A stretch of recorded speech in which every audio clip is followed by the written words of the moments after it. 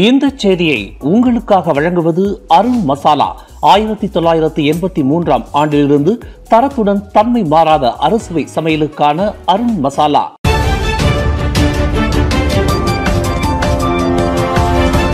வணக்கம். திசைகளின் ஒரு மணி செய்திகள். இறக்குமதி செய்யப்பட்ட டயர்களில் போலி லேபிள்கள் மற்றும் பார்கோட் அழிப்பு மோசடி. SPRM விசாரணையில் அம்பலம்.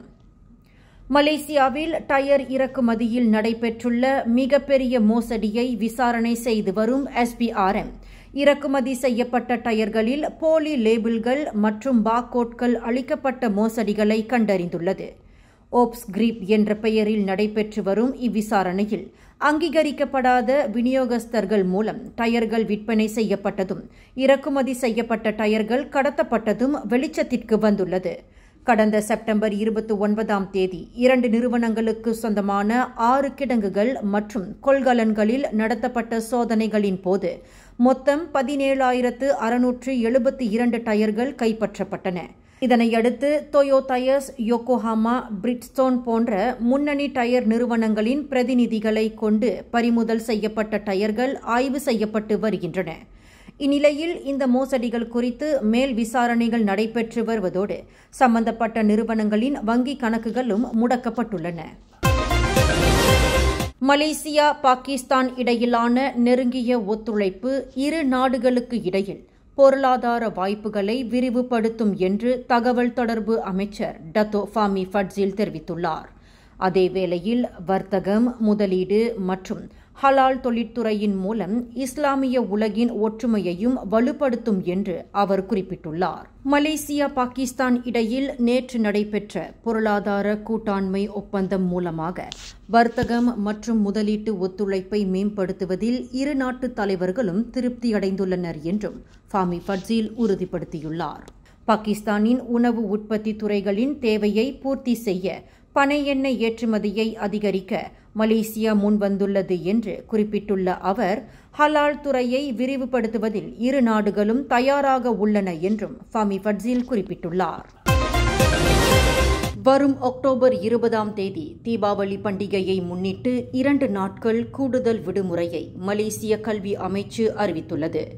மாநிலங்களை பொறுத்து A, B என 2 குழுக்களாக பிரிக்கப்பட்டுள்ள இந்த விடுமுறை நாட்கள் தீபாவளிக்கு முந்தைய நாளும் அதற்கு பிந்தைய நாளும் அளிக்கப்பட்டுள்ளன.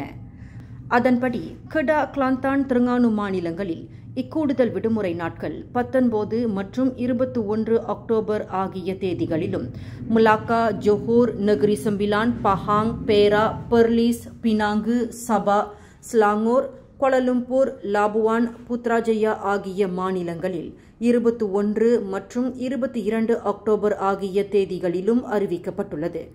அதேவேளையில் சரவாக்கில் 20 அக்டோபர் ஒரு நாள் மட்டுமே விடுமுறை வழங்கப்பட்டுள்ளதாக மலேசிய கல்வி அமைச்சு இன்று செவ்வாய்க்கிழமை வெளியிட்ட அறிக்கையில் குறிப்பிட்டுள்ளது. கடந்த 7 ஆண்டுகளில் சீனாவுக்கு டுரியான் ஏற்றுமதி செய்ததன் மூலம் மலேசியா 6 பில்லியன் ரிங்கிட்டிற்கும் அதிகமாக வருமானம் ஈட்டியுள்ளது. இதனைத் தொடர்ந்து தற்போது தைவான் மற்றும் பெரு ஆகிய நாடுகளை தங்களது புதிய ஏற்றுமதி சந்தைகளாக உருவாக்கும் முயற்சியில் அமைச்சு ஈடுபட்டுள்ளது. நாடாளுமன்றத்தில் நேற்று இதுகுறித்து தகவல் தெரிவித்துள்ள வேளாண்மை மற்றும் உணவு பாதுகாப்பு அமைச்சு, வரும் 2030ஆம் ஆண்டிற்குள் டுரியான் ஏற்றுமதியை அதிகரித்து கூடுதலாக 1.8 பில்லியன் ரிங்கெட் வருமானம் ஈட்டவுள்ளதாக எழுத்துப்பூர்வ பதிலில் தெரிவித்துள்ளது. இதன் மூலம் மொத்தம் 69,000 மெட்ரிக் டன் வரை டுரியான் ஏற்றுமதி செய்யப்படும் என எதிர்பார்க்கப்படுகிறது. சர்வதேச கால்பந்தாட்ட கூட்டமைப்பான FIFA விதித்துள்ள தடைகளை எதிர்த்து மேல்முறையீடு செய்வதில் தாங்கள் உறுதியாக இருப்பதாக மலேசிய கால்பந்தாட்ட சங்கம் அறிவித்துள்ளது.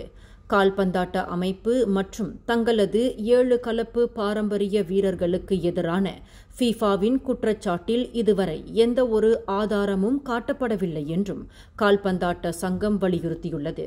அதேவேளையில் தங்களது வீரர்கள் போலி ஆவணங்களை பெற்றனர் என்றும் தகுதி விதிகளை மீற முயன்றனர் என்றும் FIFA குற்றம் சாட்டியதற்கு மலேசிய கால்பந்தாட்ட சங்கம் கடும் கண்டனம் தெரிவித்துள்ளது. தங்களது மீதான குற்றச்சாட்டுகளில் உண்மையில்லை என்பதை நிரூபிக்க தேவையான அனைத்து ஆவணங்களுடன் மேல்முறையீடு செய்ய தயாராகி வருவதாகவும் குறிப்பிட்டுள்ளது.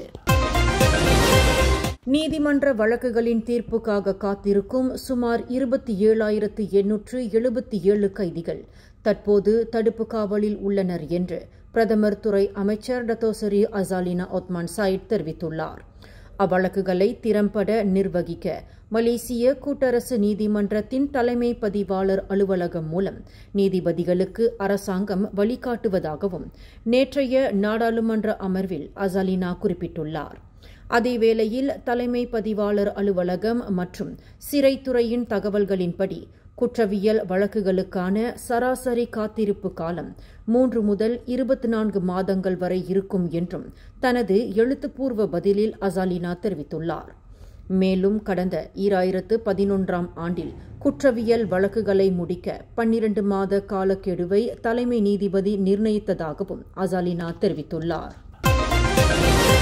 தீபாவளி பண்டிகையை முன்னிட்டு எதிர்வரும் அக்டோபர் 26ஆம் தேதி வரை பெவிலியன் கோலாலம்பூர், பெவிலியன் புக்கிட் ஜலீல் மற்றும் இன்டர்மார்க் மால் ஆகிய வணிக வளங்களில் சிறப்பான கொண்டாட்டங்கள் ஏற்பாடு செய்யப்பட்டுள்ளன. டியா தீபாவளி, ரங்கோலி தீபாவளி மற்றும் ரேடியன்ஸ் ஆஃப் ஹெரிடேஜ் என்ற கருப்பொருள்களுடன் இந்திய பாரம்பரியம், நவீன கலை நிகழ்ச்சிகள் மற்றும் உணவு விழாக்கள் இணைந்த சிறப்பு கொண்டாட்டங்கள் நடைபெற்று வருகின்றன.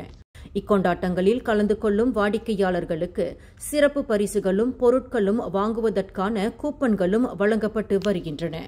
மலேசிய சுற்றுலாத்துறையின் பொது நிர்வாக இயக்குநர் டத்தோ மனோகரன் பெரியசாமி அதிகாரப்பூர்வமாக துவக்கி வைத்த இந்நிகழ்வில் பெவிலியன் KL நிறுவனத்தின் இயக்குநர்கள் குழு உறுப்பினரான பல்ஜித் கௌர் கிரேவல் மற்றும் மேபேங்க் CFS குழுமத்தின் காட்ஸ் பிரிவு தலைவர் P. ரவீந்திரன் ஆகியோரும் கலந்து கொண்டனர். பண்பாட்டு அடையாளங்களை பிரதிபலிக்கும் வகையில் வண்ண விளக்குகள் ஏற்றி துவங்கப்பட்ட இவ்விழாவில் இந்தியாவின் புகழ்பெற்ற அன்ஹாத் ஸ்டுடியோ கலைஞர்கள் வழங்கிய கலை நிகழ்ச்சியும் இடம்பெற்றது. சுமார் 15 ஆண்டுகளுக்கு பிறகு மலேசியாவில் அவர்கள் முதன்முறையாக மேடை ஏறியிருந்தது குறிப்பிடத்தக்கது. நேற்று திங்கட்கிழமை பிற்பகல் பெய்த கனத்த மழை மற்றும் புயல் காற்று காரணமாக குவாந்தான் ராவுப்பில் 8 வீடுகள் சேதமடைந்துள்ளன. கம்போங் முலாயு, சம்பாலிட், தாமான் அமாலினா லெஸ்தாரி மற்றும் ஜலான் லிப்பீஸ் ஆகிய பகுதிகளில் பிற்பகல் 3 மணியளவில் வீசிய பலத்த புயல் காற்று காரணமாக வீட்டின் கூரைகள் சேதமடைந்துள்ளதாக ரவுப் உள்நாட்டு பாதுகாப்புத்துறை அறிக்கை வெளியிட்டுள்ளது. என்றாலும் இச்சம்பவத்தில் யாரும் காயமோ உயிர் சேதமோ ஏற்படவில்லை என்பதையும் உறுதிப்படுத்தியுள்ளது. அதேவேளையில் தமான் பொருமாகான் காலிங், கம்போங் காலிங் மற்றும் ஜலான் ஸ்டேடியம் உள்ளிட்ட பகுதியில் கனமழையின் காரணமாக வெள்ளப்பெருக்கும் ஏற்பட்டுள்ளதாக குவாந்தான் OCPD உதவி ஆணையர் அஷாரி அபு சமா தெரிவித்துள்ளார். இந்நிலையில் பாதிக்கப்பட்ட மக்களுக்கு உணவுப் பொருட்களும் தண்ணீரும் வழங்கப்பட்டு வருவதாகவும் அவர் தெரிவித்துள்ளார். இந்த செய்தியை உங்களுக்காக வழங்கியது அருண் மசாலா. 1983ஆம் ஆண்டிலிருந்து தரத்துடன் தன்மை மாறாத அறுசுவை சமையலுக்கு அருண் மசாலா. மேலும் செய்திகளை தெரிந்து கொள்ள கீழே இருக்கும் பெல் பட்டனை அழுத்துங்கள். உங்கள் மகிழ்ச்சியை வெளிப்படுத்த லைக் மற்றும் ஷேர் செய்யுங்கள். தொடர்ந்து திசைகளோடு இணைந்திருக்க சப்ஸ்கிரைப் செய்யுங்கள்.